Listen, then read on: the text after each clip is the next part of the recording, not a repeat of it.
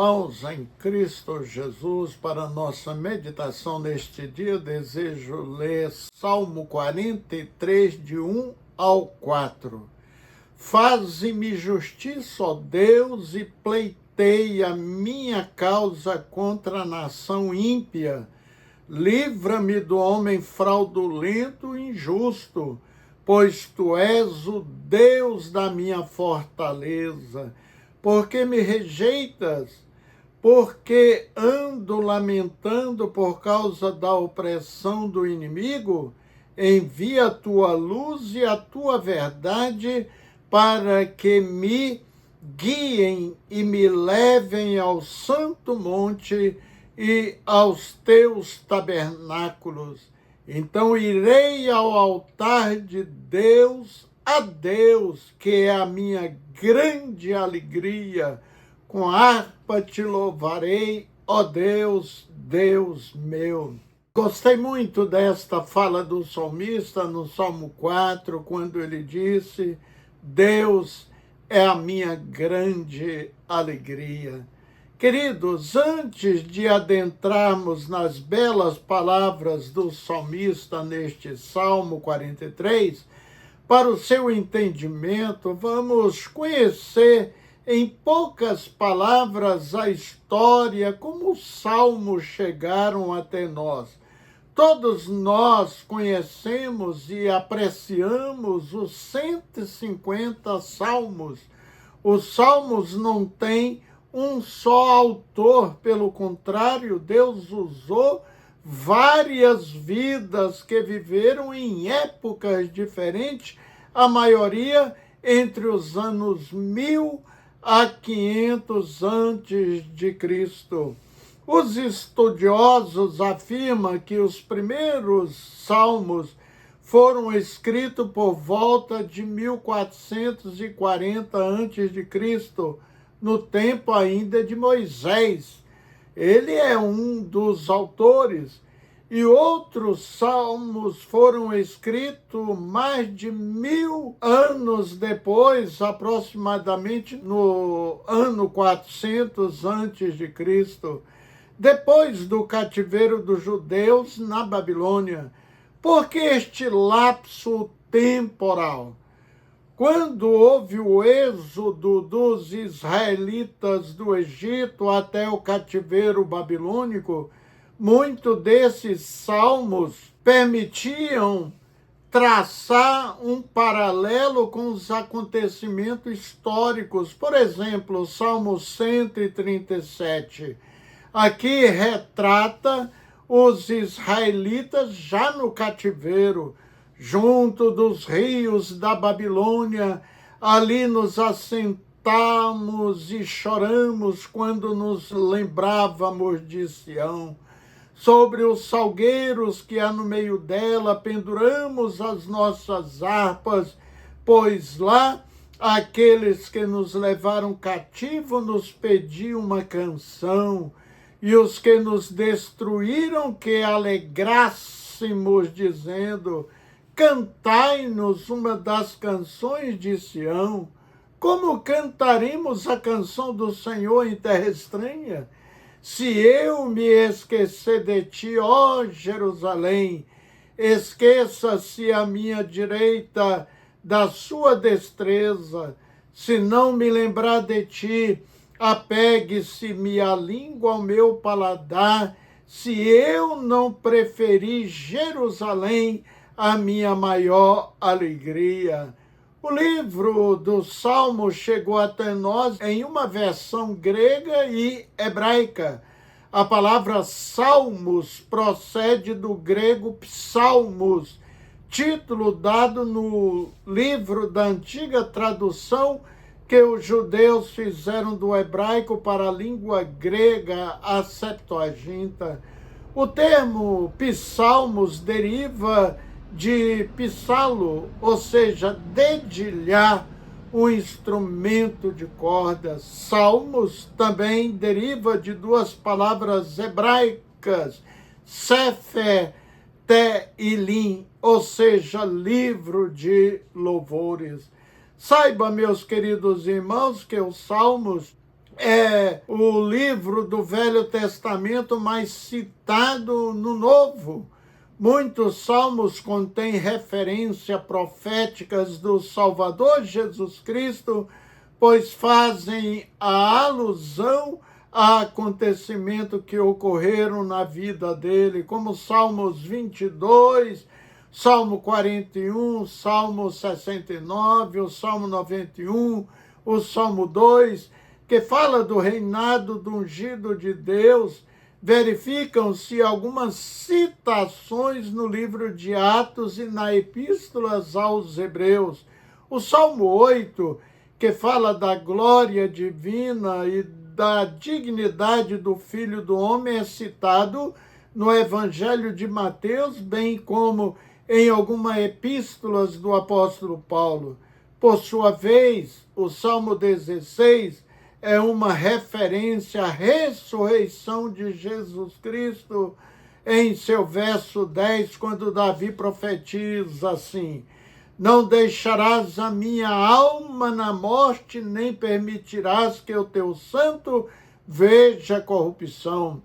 O Salmo 22 fala do sofrimento e da vitória do Messias, que se entende cumprido na crucificação de Jesus, principalmente devido aos versos 7 e 18, que respectivamente coincidem com a zombaria experimentada durante o martírio e a repartição das vestes pelos soldados.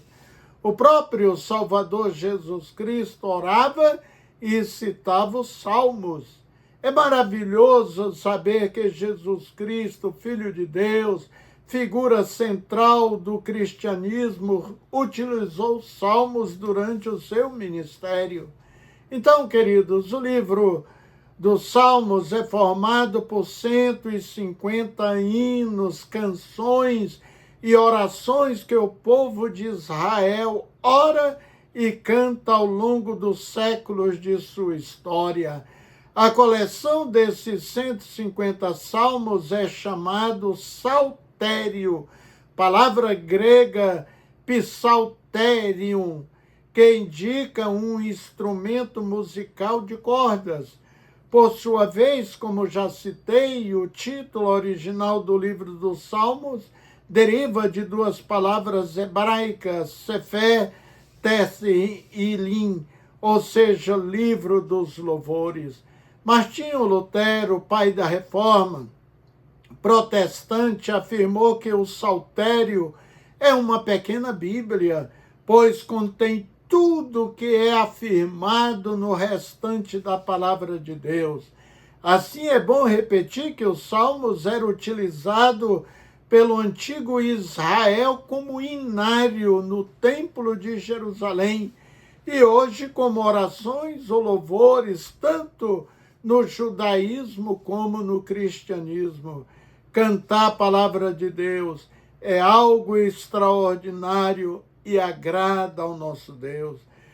Diferente de muitas letras de músicas evangélicas cantadas nas igrejas de hoje, além de um grande desrespeito, chamando Deus de cara, ou simplesmente ele, tem música evangélica que nem aparece o nome Deus, Jesus, Senhor em toda a sua letra. Muito parecido com a música do mundo secular, não é mesmo?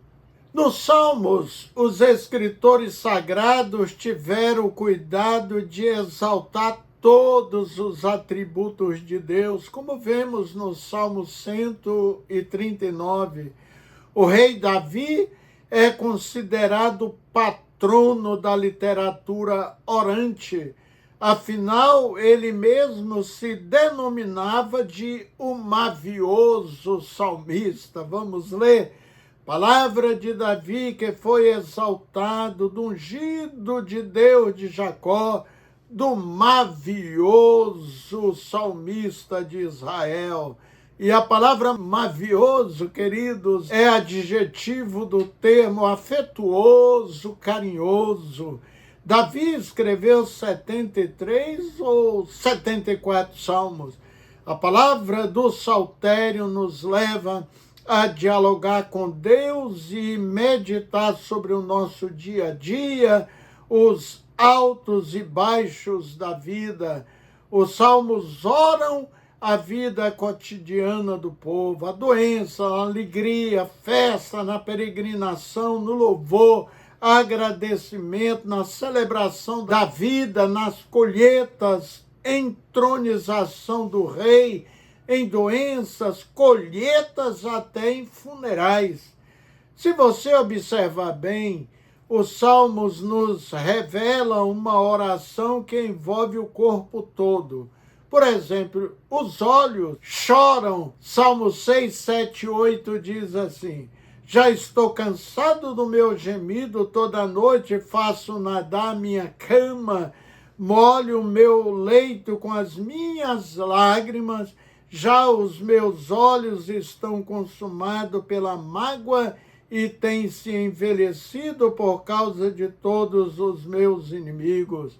E as mãos erguem. Salmo 141, 2.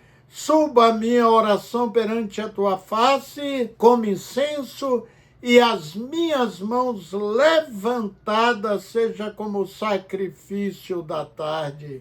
E também os aplaudem. Salmo 47, 1. Batei palma todos os povos, celebrai a Deus com voz de triunfo. E também fala que os pés dançam. Salmo 149, 3. Louvem o seu nome com danças, cantem-lhe o seu louvor com tamborins e harpa. E também os salmos falam de joelhos que se dobram.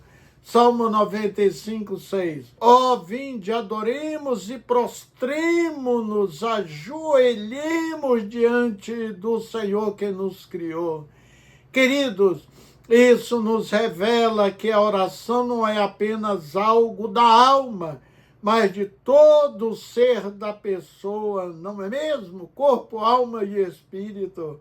Leia e canta os salmos com corpo e alma, querido. Sempre você encontra alento e conforto em sua leitura.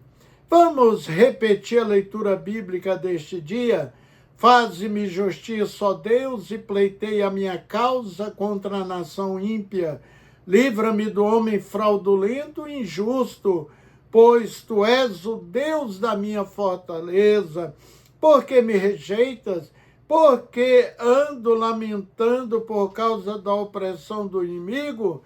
Envia a tua luz e a tua verdade para que me guiem e me levem ao teu santo monte e aos teus tabernáculos. Então irei ao altar de Deus, a Deus, que é a minha grande alegria, e com harpa te louvarei, ó Deus, meu Deus.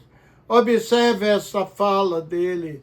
Então irei ao altar de Deus, a Deus que é a minha grande alegria. Deus é a minha grande alegria. Alegria de conformidade com a Bíblia é um atributo divino, é encontrado em sua plenitude quando temos Jesus Cristo em nossas vidas como Senhor e Salvador. E a alegria que vem do nosso Salvador, queridos, é uma alegria edificante, duradoura e transformadora, que promove prazer ou conforto mais do que qualquer coisa que este mundo possa oferecer. E Deus deseja compartilhar sua alegria com todos. E Jesus disse que a alegria que vem dele ninguém pode nos tirar. Vamos ler a palavra de Deus. Assim acontece com vocês. Agora é hora de tristeza para vocês, mas eu vos verei outra vez, e vocês se alegrarão, e ninguém tirará essa alegria de vocês. João 16, 22.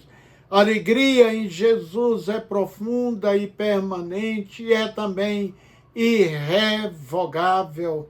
Mesmo em meio à tristeza, ele nos oferece uma alegria porque o mundo não pode dar nem tirar a alegria da nossa salvação.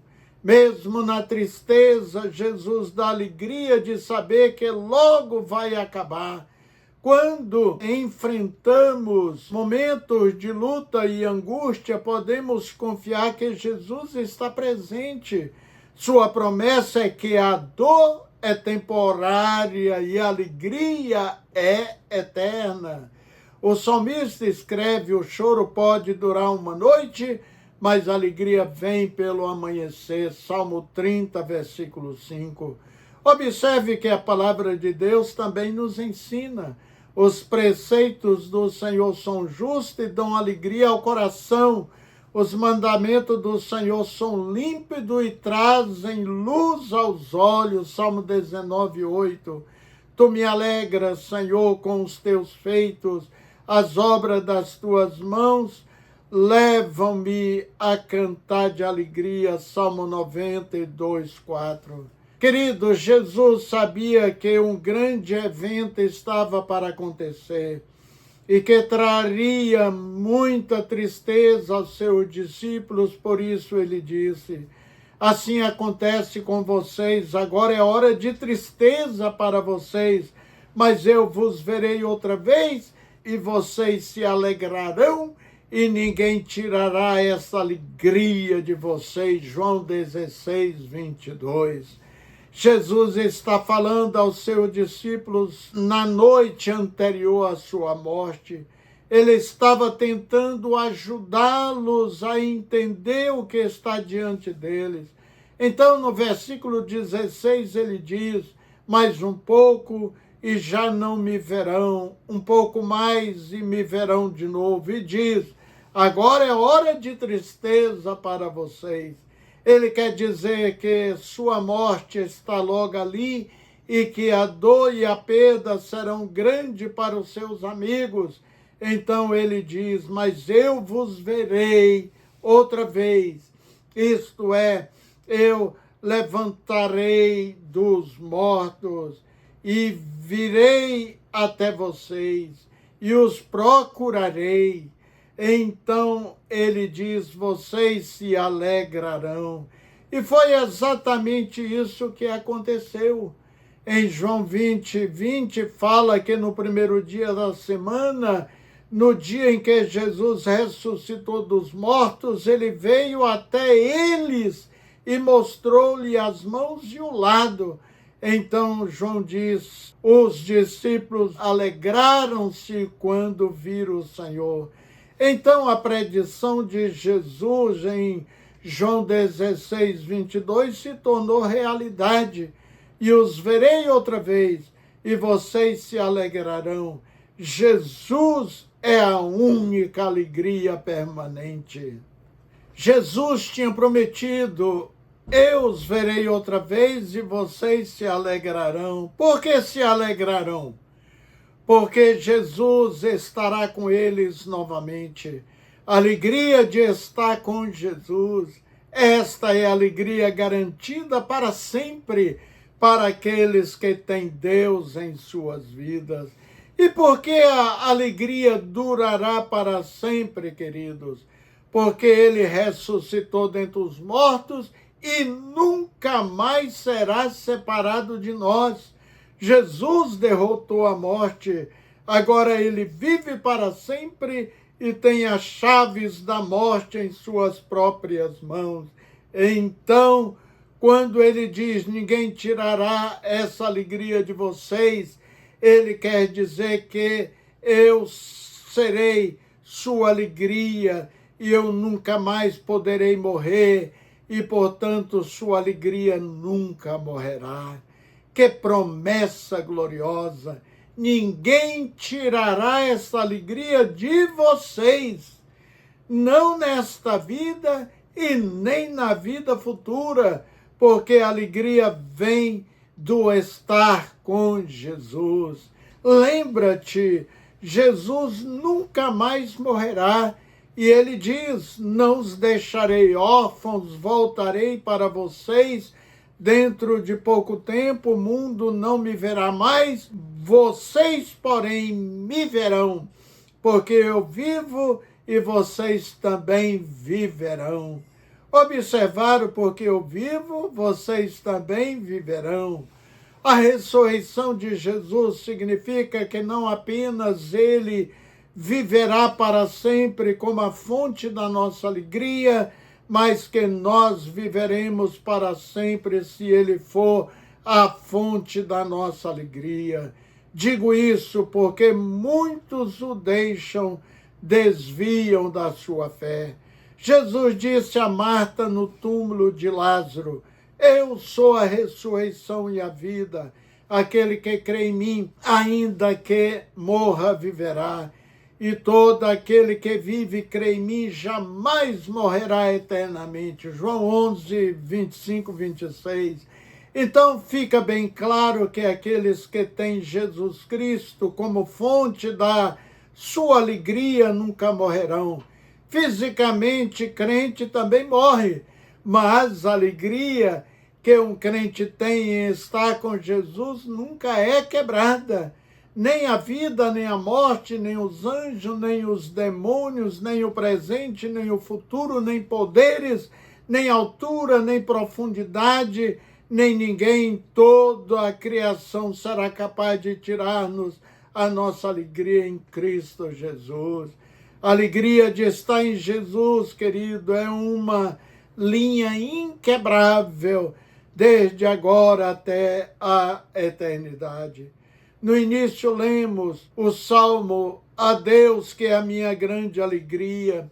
Creio que a maioria das pessoas aceitará de bom grado se você, como servo de Jesus Cristo, lê um salmo para ele ou para ela, especialmente num hospital, local que a pessoa fica mais acessível e quebrantado.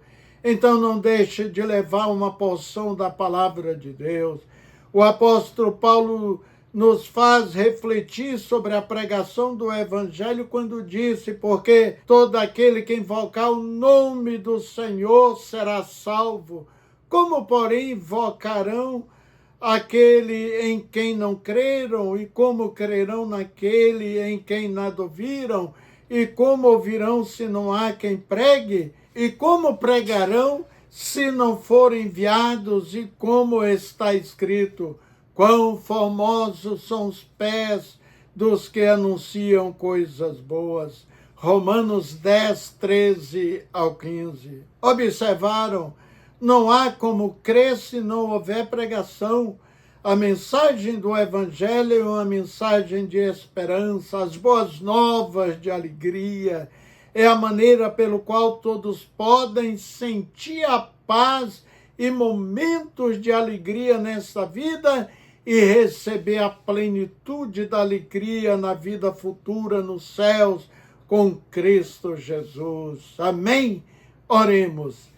Amantíssimo e glorioso Pai, obrigado, primeiro, por termos o privilégio de conhecer Jesus Cristo como Senhor e Salvador das nossas vidas. Nós o aceitamos nas nossas vidas, confessamos os nossos pecados. Hoje o Senhor é Salvador, Senhor das nossas vidas. Obrigado por isso, Pai. E obrigado pela alegria que o Senhor plantou em nossos corações. Alegria que o mundo não poderá tirar de nós. Nem mesmo as lutas, as dores, os momentos de tristezas com problemas ou lutas ou provações, mas a alegria do Senhor nunca se aparta de nós. Pai, que esta bendita palavra possa alcançar corações, vidas que ainda não experimentaram alegria em Cristo e vivem numa tristeza que o diabo colocou em seus corações. Liberta essas almas em nome de Jesus Cristo. Amém. Um abraço, queridos, e até o nosso próximo encontro, se Deus quiser. Que Deus abençoe ricamente a sua vida e seu lar.